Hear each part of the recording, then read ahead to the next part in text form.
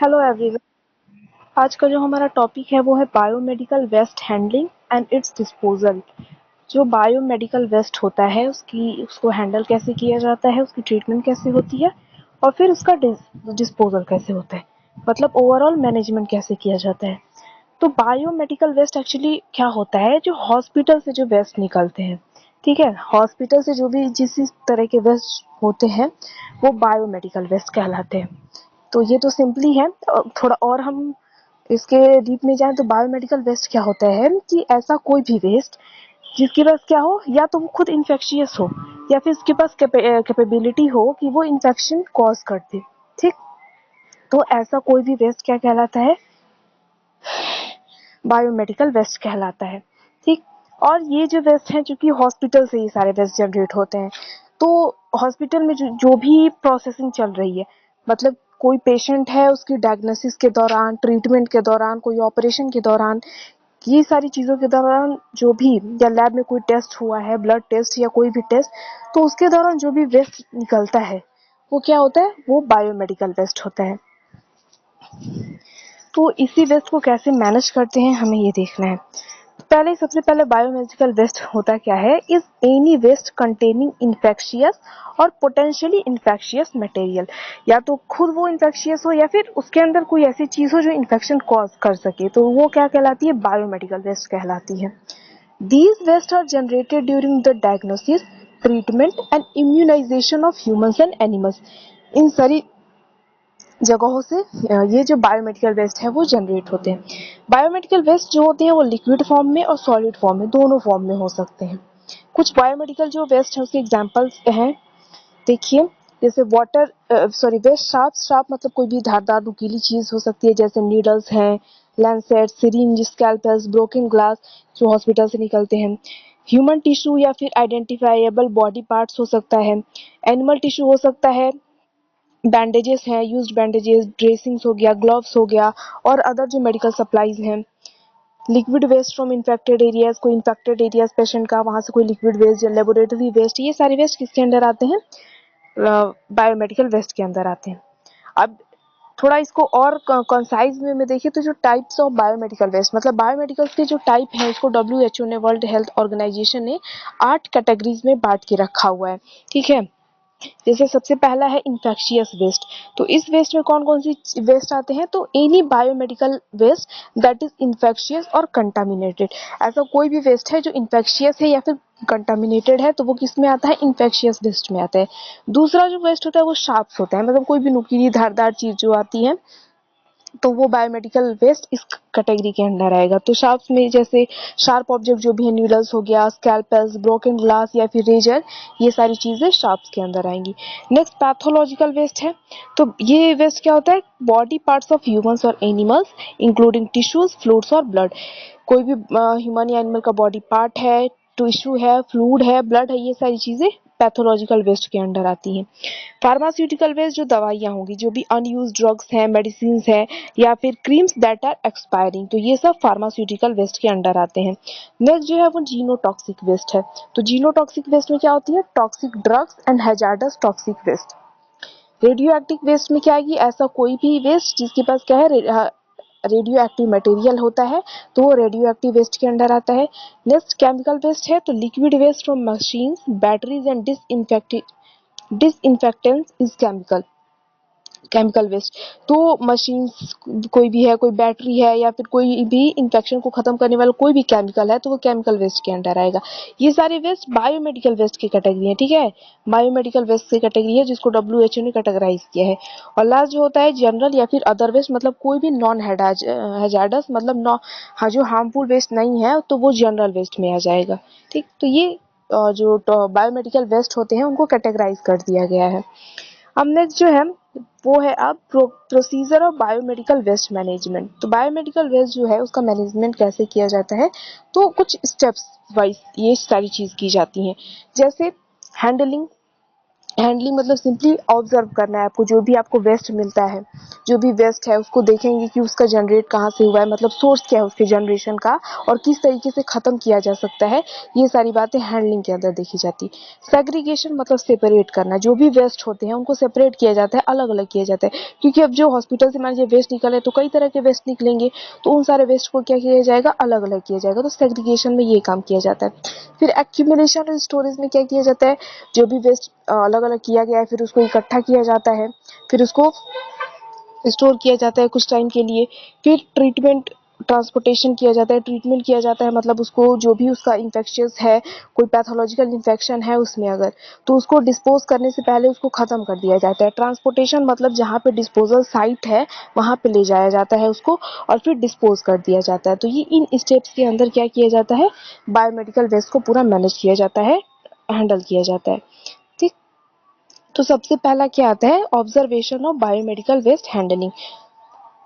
ठीक है, तो देखिए, waste should be observe carefully from the point of generation to type of waste. जो भी वेस्ट होता है उसको अच्छे से देखा जाता है। देखने का मतलब ये है कि उस पर ये पता किया जाएगा कि ये वेस्ट जो है तो वो किस जनरेट कहाँ से हुआ होगा और वो कौन सा वेस्ट का टाइप है। उसी बेसिस पे क्या क्या डिसाइड किया जाता है कि उसको ट्रीटमेंट किस तरीके से किया जाएगा, क्योंकि अलग अलग वेस्ट के लिए अलग अलग ट्रीटमेंट है।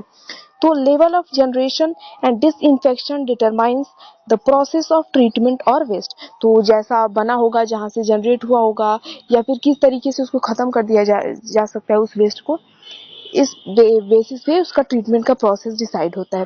तो ऑब्जर्वेशन में ये किया जाता है। नेक्स्ट, सेग्रीगेशन ऑफ वेस्ट में क्या होता है, अलग अलग किया जाता है जितने भी डिफरेंट टाइप्स के वेस्ट होते हैं तो उनको। तो segregation of different types of waste is very essential, मतलब जो अलग करना है, जो अलग अलग वेस्ट है उनको जरूरी है। It reduces the risk of infection among workers and the public. तो ये जो सेग्रीगेशन ऑफ वेस्ट है, मतलब अलग अलग करना वेस्ट को, तो जरूरी है ताकि इन्फेक्शन कॉज ना हो, और जो हॉस्पिटल में लोग काम कर रहे हैं उनके भी, और जो पेशेंट अगर जा रहे हैं वहाँ पे हैं तो उनको भी इन्फेक्शन फैले ना। The Central Pollution Control Board (CPBC) has designated separate color-coded bins to dispose of biomedical waste as per their nature। तो क्या किया गया है कि देखिए, सेग्रीगेशन ऑफ वेस्ट में हमें जितने भी तरह के वेस्ट हैं उनको अलग करना है।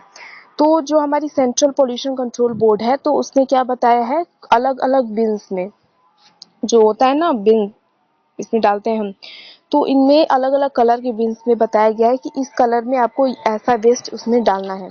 ठीक, जैसे कि जो येलो बिन होती है, तो येलो बिन में anatomical waste, chemical waste, solid waste, soil नहीं solid waste, chemotherapy waste, discarded linen and medicine and laboratory waste, ये सारी जो वेस्ट होते हैं वो येलो बिन में डाले जाएंगे। ठीक, रेड बिन में कंटामिनेटेड प्लास्टिक वेस्ट डाले जाते हैं। ब्लू बिन में ग्लास वेस्ट होगा या फिर कोई मेटेलिक इम्प्लांट, मेटेलिक वेस्ट है तो वो ब्लू बिन में डाला जाएगा। ब्लैक बिन में क्या किया जाएगा, हजार्डस जो भी वेस्ट है उसको डाला जाएगा। और व्हाइट बिन में जो भी शार्प चीजें होती हैं उनको डाला जाएगा। तो इस तरीके से एक कलर कोडिंग दी गई है, बिन्स की कोडिंग की गई है कि अलग अलग वेस्ट उसमें डाले जाएंगे।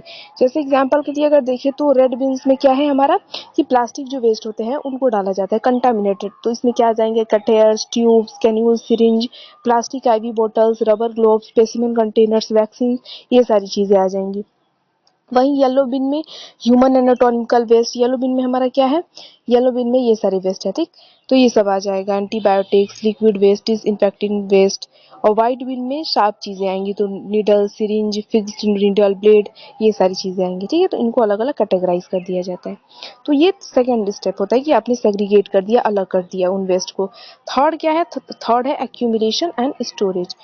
तो देखिए, storing waste is for collection purpose.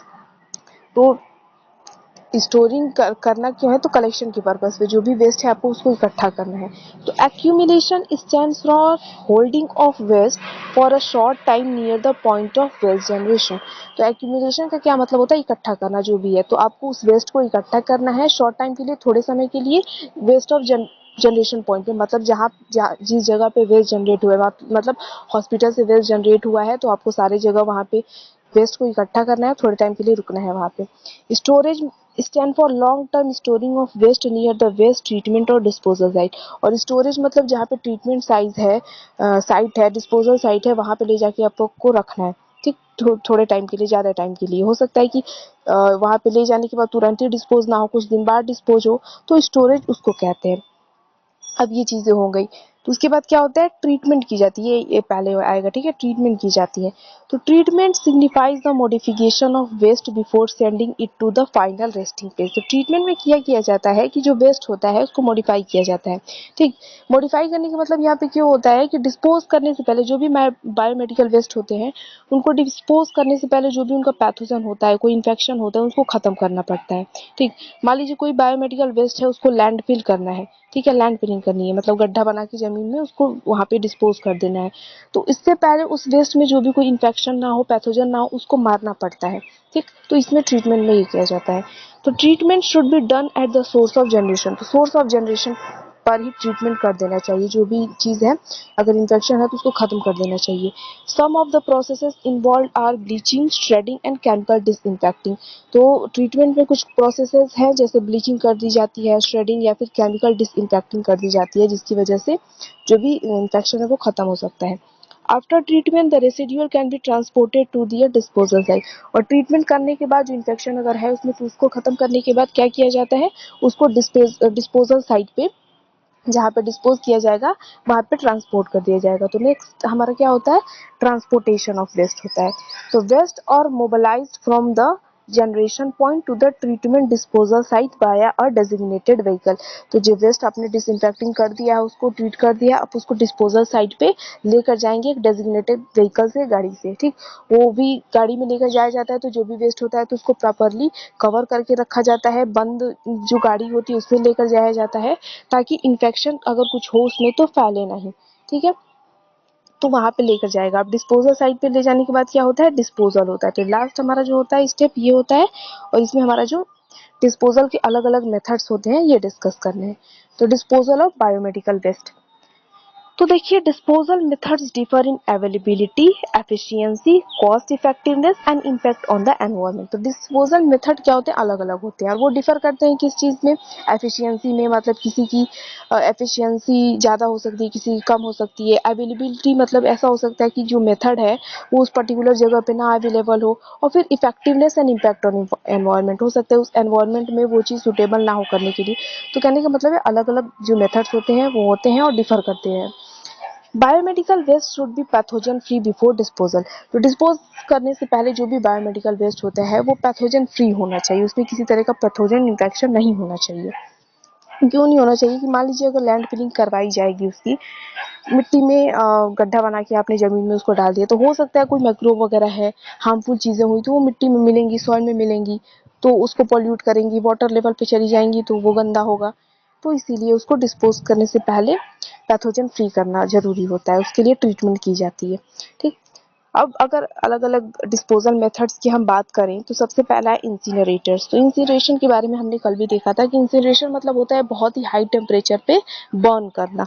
ठीक है, तो इंसिनरेटर्स में जो होता है, इंसिनरेटर जो मशीन होती है उसमें जो भी बायोमेडिकल वेस्ट है उसको डाल दिया जाता है और हाई टेम्परेचर पे बर्न करके उसको डिस्पोज कर दिया जाता है, खत्म कर दिया जाता है। तो इंसिनरेटर की बात करें तो this is the process of burning waste at a high temperature. High temperature पे किया जाता है, और टेम्परेचर कितना होता है, 982 डिग्री सेल्सियस से लेके 1093 डिग्री सेल्सियस तक, इतना हाई टेम्परेचर होता है। Incinerators have the advantage of quick easy disposal methods. तो इस तरह से डिस्पोज कर दिया जाता है। इंसिनरेटर का एडवांटेज ये है कि एक तो बहुत ही जल्दी हो जाता है और एक इजी मेथड है डिस्पोज करने का। लेकिन इसका डिसएडवांटेज क्या होता है कि बहुत हार्मफुल मटेरियल्स, हार्मफुल गैसेस ये एमिट करता है। ठीक, तो ये इसका एडवांटेज हुआ, ये इसका डिसएडवांटेज हुआ कि when burning hazardous material emissions can be particularly dangerous. तो जो गैसेस एमिट होती हैं, जो भी पार्टिकल्स इमिट होंगे तो वो बहुत ही हार्मफुल होते हैं। तो ये पहला मेथड होता है डिस्पोजल का। दूसरा जो मेथड है वो है ऑटोक्लेविंग। ऑटोक्लेविंग की जाती है, ऑटोक्लेव जो मशीन होता है उसमें स्टरलाइज किया जाता है उसको। तो it is the most commonly used alternative to incineration. तो इंसिनरेशन के अलावा सबसे ज़्यादा यूज़ किए जाने वाला जो तरीका है वो ऑटोक्लेविंग है। It is cost effective as well has no reported health effect. तो ऑटोक्लेविंग जो है कॉस्ट इफेक्टिव भी मेथड है, मतलब बहुत ज़्यादा महंगा भी नहीं है, और अब तक कोई हेल्थ इम्पैक्ट भी इससे देखने को नहीं मिला है। तो वेस्ट इज स्टेरलाइज्ड और disinfected before being dumped into the landfills. तो ऑटोक्लेविंग में क्या की जाती है, जो वेस्ट होता है उसको स्टेरलाइज किया जाता है, डिसइंफेक्ट किया जाता है लैंडफिल्स में डालने से पहले। Waste bags are placed in chambers. The steam is started for a specific time at a definite temperature and pressure.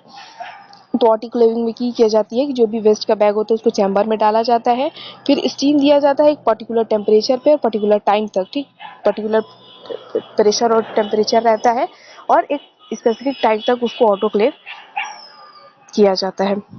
Next है, this method has assurity in the destruction of micro organism. तो autoclaving में जो micro organism के खत्म होने की guarantee रहती है, मतलब माइक्रो ऑर्गेनिज्म मर जाते हैं इससे।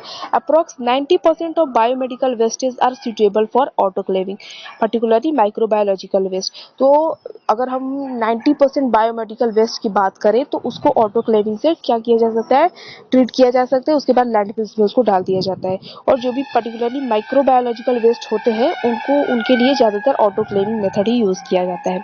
ऑटोक्लेविंग सुटेबल किसके लिए नहीं है, तो साइटोटॉक्सिक, पैथोलॉजिकल, रेडियोटॉक्सिक और अदर जो टॉक्सिक केमिकल वेस्ट होते हैं इनके लिए ये मेथड सुटेबल नहीं होता है, ठीक है। ये सेकंड मेथड। तीसरा मेथड क्या है, तो गैस स्टेरिलाइजेशन मेथड होता है। तो इसमें क्या किया जाता है कि in this process medical waste is placed into an empty airtight chamber. इसमें क्या किया जाता है कि एयर टाइट चेम्बर लिया जाएगा और इसमें जो भी वेस्ट है उसको डाल दिया जाता है और इसके बाद स्टेरिलाइजिंग एजेंट डाला जाता है, कुछ केमिकल डाले जाते हैं जैसे इथाइलिन ऑक्साइड और फॉर्मल्डिहाइड। इसकी वजह से क्या होता है ना, गैस एमिट होता है और वही गैस क्या करता है, जो भी वेस्ट होता है उसमें जो अगर इन्फेक्शन वगैरह हैं उनको खत्म कर देता है, अगर कोई माइक्रोब वगैरह है तो in this process medical waste is placed in empty airtight chamber, ठीक, treated with sterilising agent such as ethylene oxide या फिर फॉर्मल्डिहाइड, फॉर्मल इसको ट्रीट किया जाता है।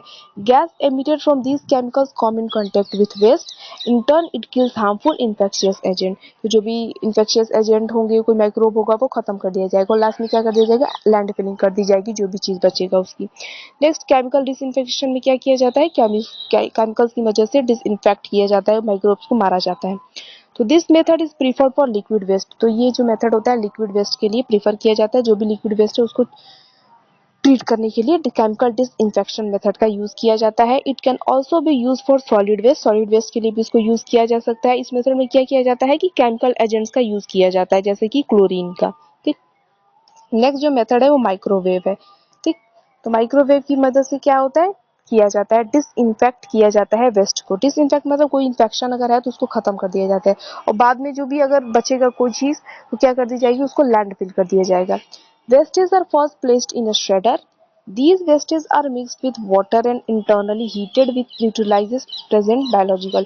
तो इस मेथड में क्या किया जाता है कि एक श्रेडर पे रखा जाता है वेस्टेज को और उस वेस्ट में क्या किया जाता है, पानी मिलाया जाता है और फिर उसको इंटरनली हीट किया जाता है, जिससे क्या होता है जो भी उसमें माइक्रो प्रेजेंट है वो न्यूट्रलाइज हो जाते हैं। तो माइक्रोवेव यूनिट कंट्रोल किए जाते हैं कंप्यूटर्स की मदद से, जिसकी वजह से जो पैरामीटर होते हैं इन्फेक्शन की नापने के लिए, ये सारी चीज़ें क्या होती हैं, एक परफेक्टली चलती रहती हैं। 90% of medical waste can be autoclave. ये तो हमने पढ़ा कि 90% जो होते हैं ऑटोक्लेव किए जा सकते हैं। और माइक्रोवेव जो टेक्नोलॉजी होती है उसमें क्या किया जाता है कि लेस एनर्जी यूज होती है इंसिनरेटर से। नेक्स्ट जो है मेथड वो इरेडिएशन है। तो इरेडिएशन में क्या किया जाता है, जैसे इसका नाम है, रेडिएट किया जाता है कोबाल्ट सोर्सेज से। तो this method involves waste sterilization by exposing waste to cobalt sources. जो वेस्ट होता है उसको कोबाल्ट सोर्सेज से एक्सपोज किया जाता है। कोबाल्ट क्या करता है, गामा रेज को एमिट करता है, जो सारे माइक्रोब जो होंगे इसमें उसको मार देगा, ठीक। तो ये पैथोलॉजिकल वेस्ट के लिए नहीं इसको लागू किया जाता है और इरेडिएशन मेथड एक बहुत ही एक्सपेंसिव मेथड है। नेक्स्ट है थर्मल इनएक्टिवेशन मेथड, ठीक है। तो इसमें क्या किया जाता है कि हाई टेम्परेचर पे इसको हीट किया जाता है इस मेथड में भी, जिसकी वजह से जो माइक्रोब्स होते हैं उनकी डेथ हो जाती है। तो this process involves heat waste at high temperature. Heat को वेस्ट को हीट किया जाता है बहुत ही हाई टेम्परेचर पे, resulting in killing of microbes, जिसकी वजह से जो माइक्रोब्स होते हैं उनकी किलिंग कर दी जाती है। This method are advise for treating large amount of liquid waste. और जो जो थर्मल इनएक्टिवेशन मेथड है, बहुत ही लार्ज अमाउंट में जो लिक्विड वेस्ट होते हैं उनको ट्रीट करने के लिए, मतलब उनको डिसइंफेक्ट करने के लिए यूज किया जाता है। A chamber is preheated to an intense specific temperature at a specific amount of time and then release. इसमें क्या किया जाता है कि एक चैम्बर को प्री हीट किया जाता है एक पर्टिकुलर टेम्परेचर पे और एक पर्टिकुलर टाइम के बाद उसको रिलीज कर दिया जाता है। तो ये कुछ मेथड्स हैं जो बायोमेडिकल डिस्पोज किए जाते हैं और ओवरऑल जो भी हमने पूरा मैनेजमेंट है उसका स्टेप वाइज वो देखा। ठीक।